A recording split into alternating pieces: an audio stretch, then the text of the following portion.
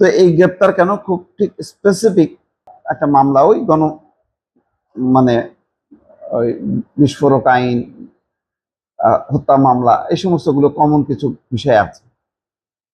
জানি না তার বিরুদ্ধে অন্য কোনো অভিযোগ আছে কিনা, কিন্তু এই ঘটনার মধ্যে দিয়ে একটা বার্তা আছে। আজকে দেখেন, সংসদে প্রধানমন্ত্রী তারেক রহমানের চীন এবং মালয়েশিয়া সফরকে অভিনন্দন জানিয়ে, ধন্যবাদ জানিয়ে সংসদে সর্বসম্মতভাবে ধন্যবাদ প্রস্তাব গৃহীত হয়েছে। এটা মিন করে যে বাংলাদেশে এখন সরকার এবং বিরোধী দল যে যে মেরুতে থাকুক না কেন, যে ধরনের বিরোধিতায় থাকুক না কেন, পাল্টাপাল্টি চলুক না কেন, আওয়ামী লীগ ইস্যুতে, ভারত ইস্যুতে তারা কিন্তু ঐক্যবদ্ধ। এবং গত 18 মাসে ইউনূস সরকার এবং এই সরকারের 4 মাস যদি ধরি, তাহলে 24 মাসে, প্রায় 2 বছরে একটা জিনিস প্রতিষ্ঠিত হয়েছে, যে আওয়ামী লীগ এবং ভারতের বিরুদ্ধে একটা জাতীয় ঐক্য গড়ে উঠেছে। সেখানে আওয়ামী লীগ যেহেতু এখনো নেতৃত্ব শেখ হাসিনা ধরে রেখেছে, তিনি অডিও বার্তা দিয়ে নিজেকে আওয়ামী লীগের সভাপতি হিসাব করে তিনি আবার রাজনীতিতে পুনর্বাসিত হতে চান, বা আওয়ামী লীগের রাজনীতি এখানে চালু করতে চান, তার পক্ষে ভারত এবং পশ্চিমাদেরকে সংগঠিত করতে চান, কিন্তু সেগুলো সফল হবে না এই কারণে যে এখানে যে বড় রাজনৈতিক দলগুলো, বিএনপি, জামাত বা অন্যান্য, কেউ এইটা সাপোর্ট করবে না।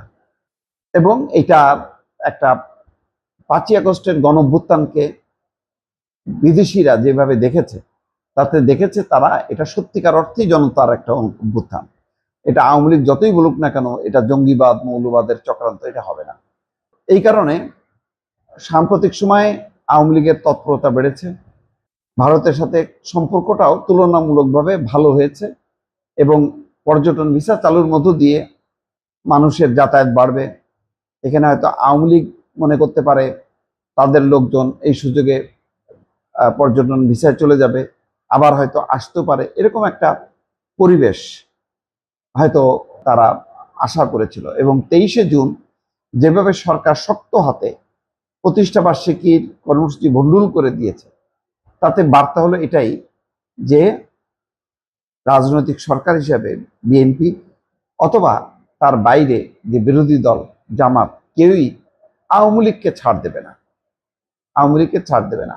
নির্বাচনের সময় শিথিল ছিল, নির্বাচনের সময় ভোটের ব্যাপার ছিল, সেই কারণে অনেকে গেছে আওয়ামী লীগের কাছে, আওয়ামী লীগের সমর্থকদের ভোট চেয়েছে, ওই হিসাবটা অন্য। কিন্তু সত্যিকার অর্থে রাজনীতির মাঠে আওয়ামী লীগ কার্যকর থাকুক, এইটা গ্রহণযোগ্য হবে না।